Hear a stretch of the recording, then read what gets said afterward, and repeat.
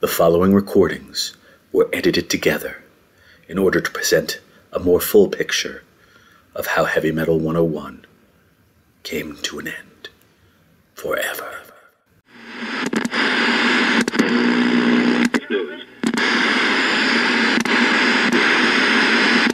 Hello, and welcome to the second annual Heavy Metal 101 Halloween Spooktacular.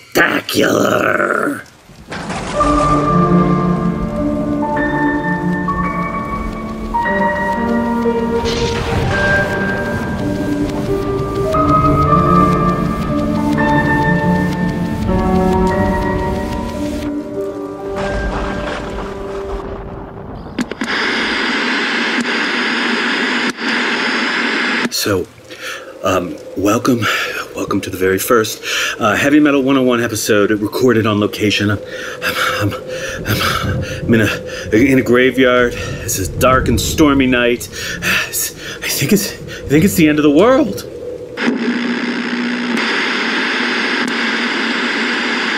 In honor of this most special time of the year, it's time once more for us to tear down the veil and stare directly into the darkest, most dangerous corners of the heavy metal cosmos. For today's terrible treat, we will be investigating 3 masterpieces of unrelenting darkness and macabre.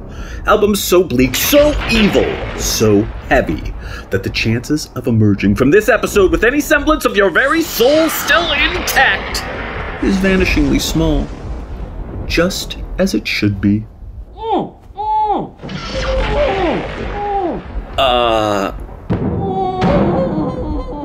Alas, John is indisposed today, and so you'll be left with just me, Eric the Dead, as your sole tour guide through this devastating wasteland of musical monstrosities. But don't worry.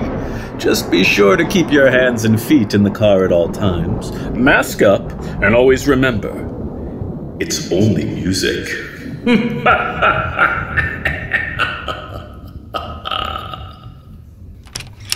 It's a cold and frightening night, and I think that before we can truly begin today's fundamental mission of exploring 3 of the truly haunting hallmarks of early extreme metal, we need a song of welcome to soothe our fears and to warm our quavering flesh.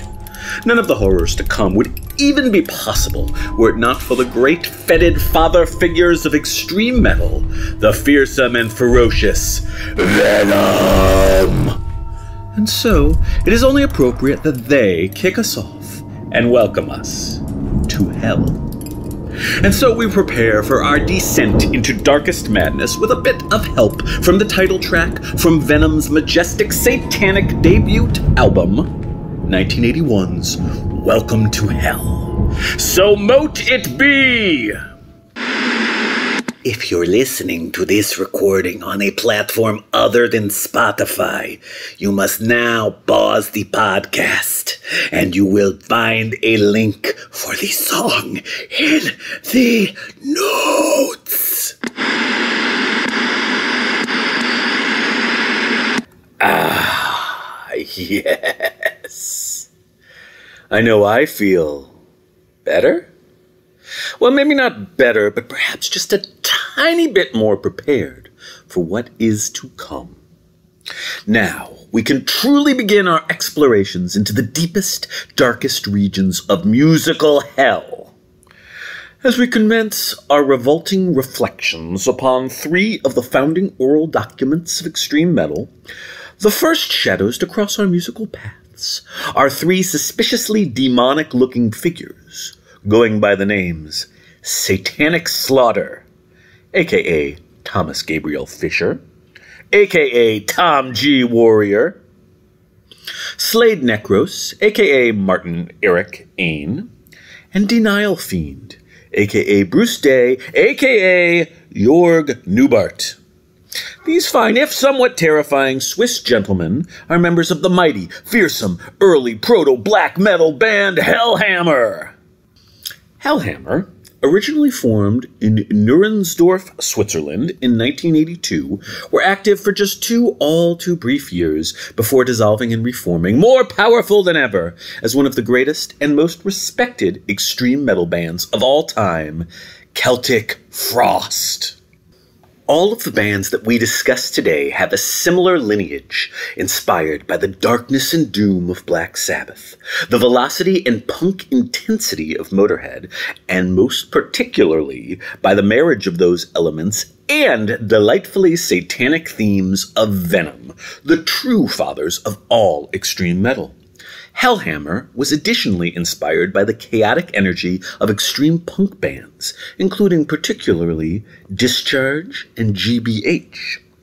In the year 1983, Hellhammer recorded 3 demos: Death Fiend, which was originally unreleased, Triumph of Death, which was released in July of that year, and Satanic Rites, which was released in December.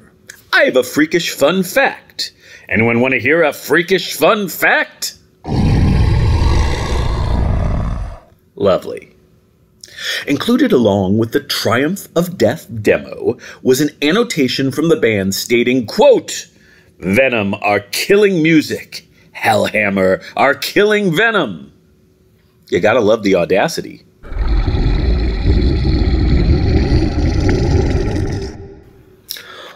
All told, Hellhammer released just one official commercially released EP, the now legendary Apocalyptic Raids, which was recorded in Berlin in February of 1984 and released by the German label Noise Records on March 8th.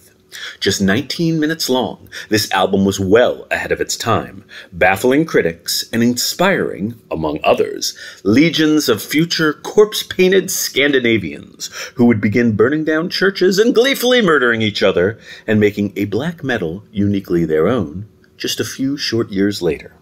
There are only 4 songs on the original release of Apocalyptic Raids. The first 3, The Third of the Storms Evoked Damnation, Massacre, and Triumph of Death are all credited to Tom Warrior.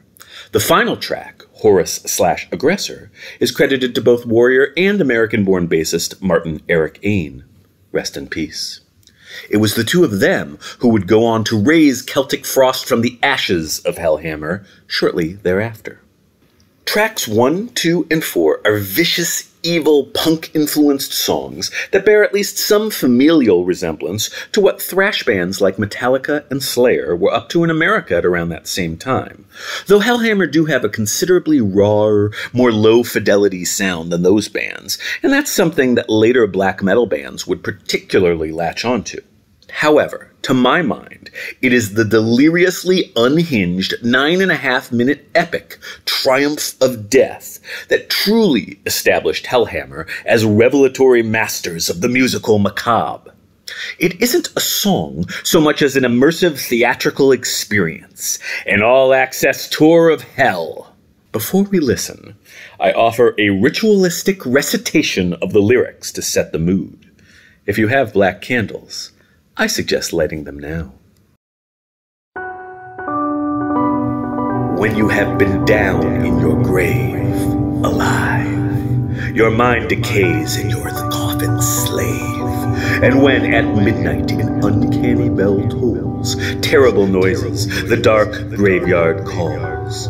Limbs break through the dirt, decay stinks like hell, dark creatures in the fog, crusted blood on the dead. Triumph of death! Triumph of death! Euronymous sends his souls, buried by horrible mistakes. Let me out! You feel you're eaten by worms, and the night's alive again. When you have been down in your grave, alive, alive, alive! Your mind decays, and you're my coffin slave.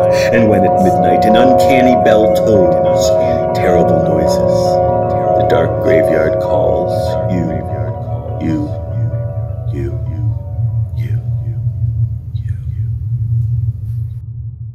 And now, straight from the pit, for your listening displeasure, Hellhammer's Triumph of Death.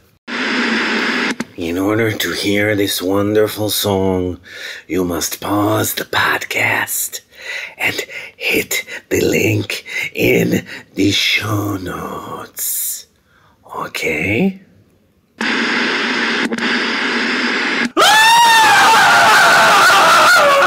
John! There you are. What do you think of that? John? John? Ooh. It would seem that John is still unavailable. Too bad. I'm sure he would have loved that song. Anyhow, how delectably demonic was that? This idea of a vocal performance sounding more than a bit like someone being gruesomely tortured to death proved a powerful influence on that next generation of black metal bands, and also confused the ever-loving hell out of contemporary critics. According to the magazine Rock Power, Apocalyptic Raids was, quote, the most terrible, aberrant, and atrocious thing musicians were ever allowed to record. I think that this level of critical vitriol should be worn as a badge of honor, but it was apparently one of the factors that led to the disbanding of Hellhammer and the formation of the Great Celtic Frost.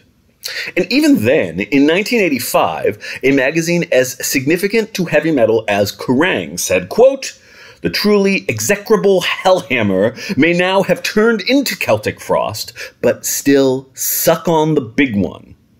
Hey, Kerrang!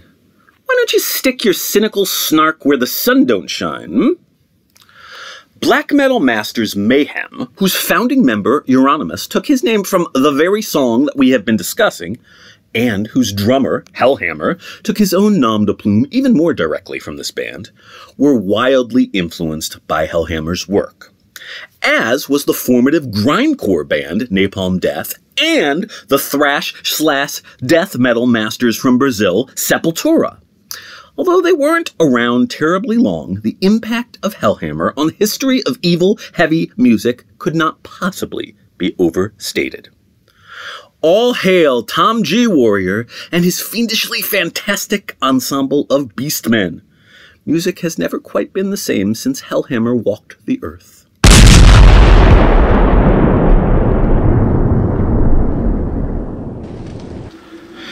Things are getting a bit rough here. I suppose my decision to make this recording on top of an unhallowed grave at midnight on Friday the 13th, on what appears to clearly be the eve of the apocalypse, might have been a bad idea. Oh well. Anyhow, let's see if we can't survive this ordeal long enough to present just 2 more formative samples of extreme metal nastiness conceived in the year of our Lord, Satan, 1984. We've met the immortal Tom G. Warrior and Hellhammer. Now, it's time to look further north, to a frigid, dark land, from whence would come some of the most frigid, dark music of all time. I take you now to Vällingby, Sweden, birthplace of quite possibly the first true black metal band. Bathory! That's Bathory to you and me. Bathory first arose from the frosty mire in what I can only imagine was an incredibly damp, chilly Swedish march in 1983. The central figure was a 17-year-old singer and guitarist who at that time was known to his friends as Ace Shoot, but who had been born Thomas Forsberg on February 17, 1966. Those of us in the know will be more familiar with his stage name, Quorthon. Quorthon was always the central figure, and quite often the sole figure, in Bathory, and is one of the most beloved, influential icons of extreme metal. Alas, this heavy metal hero passed away on June 3, 2004, at the age of only 38 due to a congenital heart defect. And I hereby dedicate this episode to the memory of Quorthon.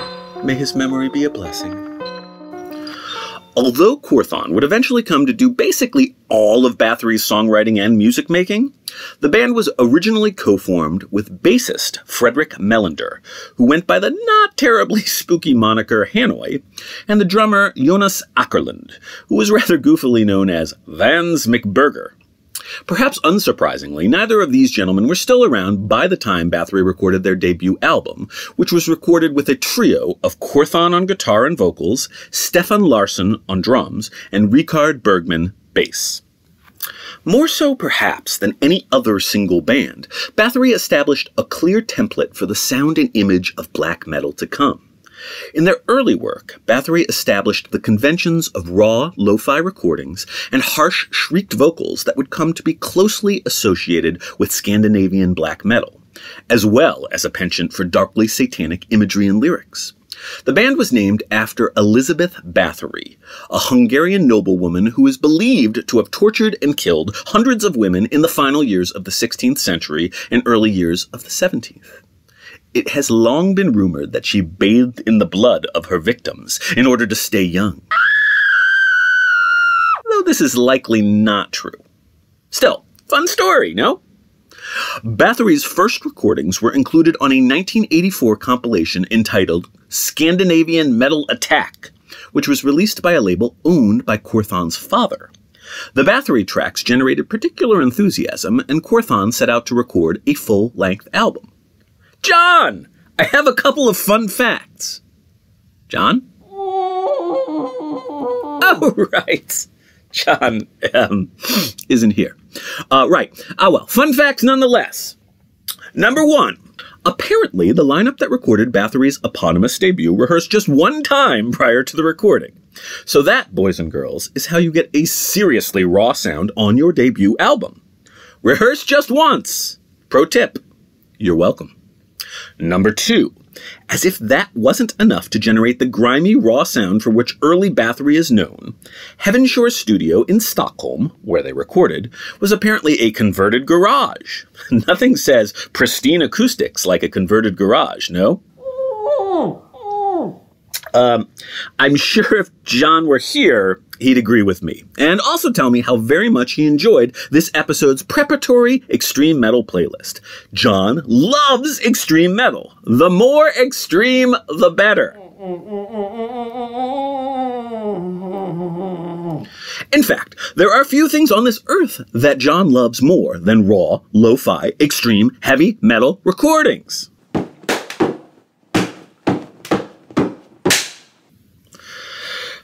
Such a shame he couldn't be here. Anyhow, I can only assume that you want to hear what this glorious grotesquerie sounds like, don't you? Let's hear some blasphemous Bathory before we go any further.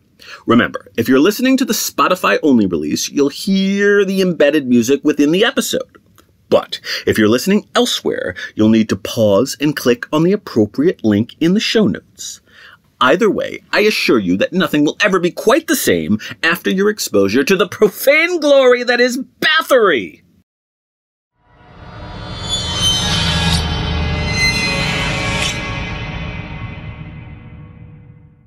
Perhaps Quorthon's lyrics were not sufficiently clear in that mix.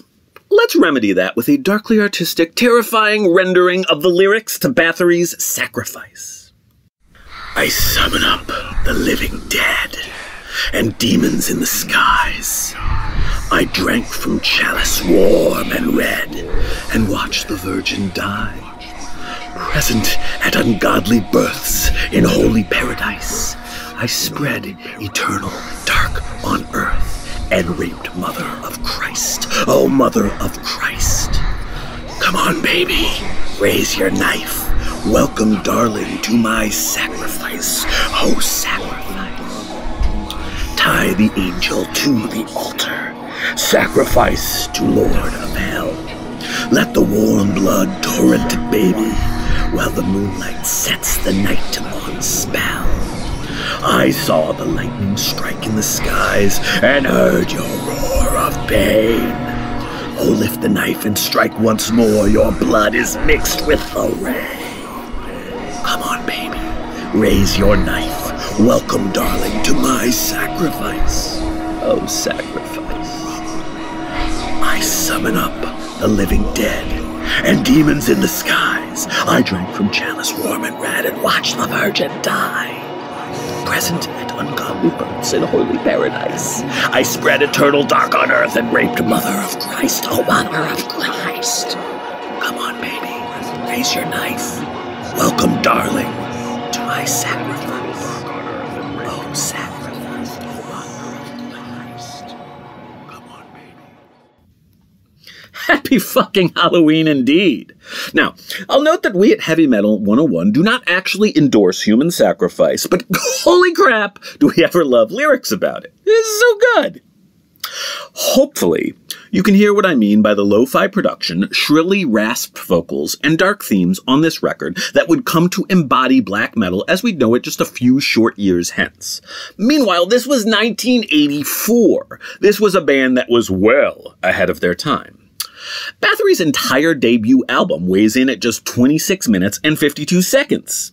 This may not be easy music on the ears, but it is certainly more than worth that minimal time investment, and I do think you'll find that this music gets better and better the more you listen. Anyhow, the debut album was, somewhat ironically, given the chilly flavor of the recording, recorded in June of 1984, but it was released on a much more seasonally congenial October 2nd of that same year. There is some amount of controversy regarding how much Venom inspired Bathory, but to me it seems quite clear that these bands were cut from the same cloth. It's just that Bathory had a somewhat more distilled and distinctly Scandinavian black metal take on the same sorts of things that Venom had been doing. While Hellhammer's more generalized extremity was open to multiple extreme metal interpretations, I really see Bathory as the true founding fathers of Scandinavian-style black metal, that style that would so dominate the extreme metal landscape in the 1990s and beyond.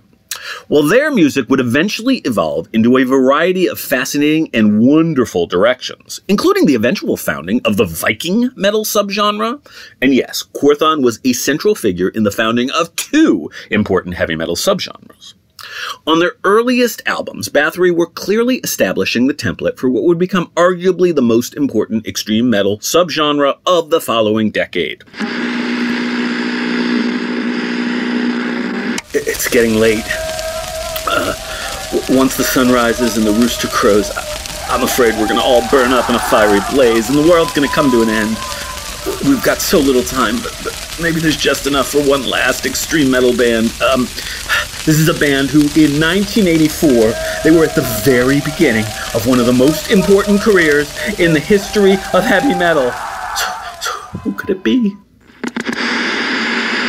Before our time is at an end, I must speak to you of the origins of Death. The band that would soon be known as Death were originally founded by the great Chuck Schuldiner under the moniker Mantis in Altamont Springs, Florida in 1984. That first lineup consisted of Chuck playing guitar and bass, Rick Ross playing guitar, and Cam Lee on drums and vocals. I must note here that once more the fearsome presence of Venom looms large.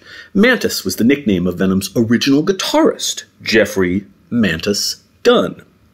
Hopefully we can see clearly at this point how the path of extreme motherfucking evil began with the velocity and gruffness of Motorhead and was then amped up considerably by the ferocity of Venom, who also brought along the macabre satanic imagery.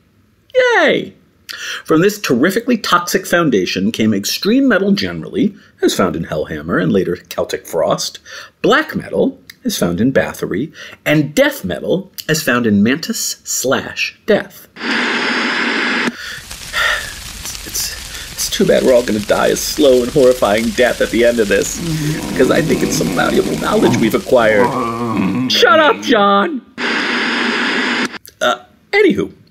Mantis recorded 3 rehearsal tapes and 5 live tapes, all in 1984, and all before putting together their first proper demo, the now legendary Death by Metal. The original version was just 5 tracks and weighed in at a bit under 15 minutes in total duration. Included therein was a raw version of the song Evil Dead, based on the fabulous horror movie of the same name, which would also eventually be on Death's magnificent debut album, 1987's Scream Bloody Gore. For our final listening before, let's step back into time and explore what this earliest garage band incarnation of Death, aka Mantis, actually sounded like. It's worth considering that these were just teenagers trying to work things out, and the execution, no pun intended, was far from flawless. But that's part of the fun. This is a historic audio document. As Mantis grew into Death, and Death continued to grow and develop, they would eventually become arguably the greatest death metal band of all time. But this here is where it all began. I should note more clearly that this is Cam Lee and not Chuck Schuldiner on vocals, and that Lee's dirty death metal vocal approach, which was particularly inspired by the aforementioned Tom G. Warrior, is one of the earliest and most influential illustrations of this singing style. To my mind, this is one of the key distinguishing characteristics between Mantis/Death and the other highly influential founders of death metal, California's Possessed, whose music, including Jeff Becerra's growled but not quite death metal vocals, has always struck me as being just one step removed from true death metal. Others may feel differently, but to me it all begins with Death by Metal.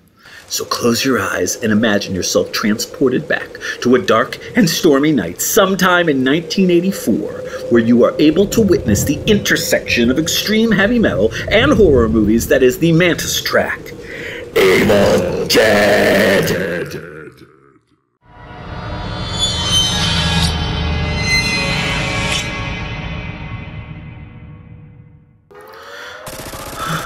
Well, gosh. Looks like the end is pretty goddamn nigh. It's been real. If by some chance anyone does survive this hellish apocalypse and you hear this, maybe you could join John and I for further upcoming episodes of Heavy Metal 101. Those are available beginning on the third Monday of each successive month, right? Don't forget to rate and review us on iTunes, assuming all of human society isn't burned down to the ground.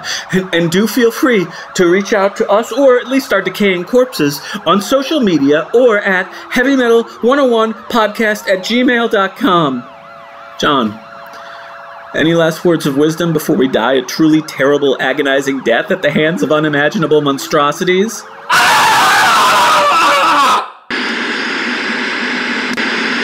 Happy Halloween!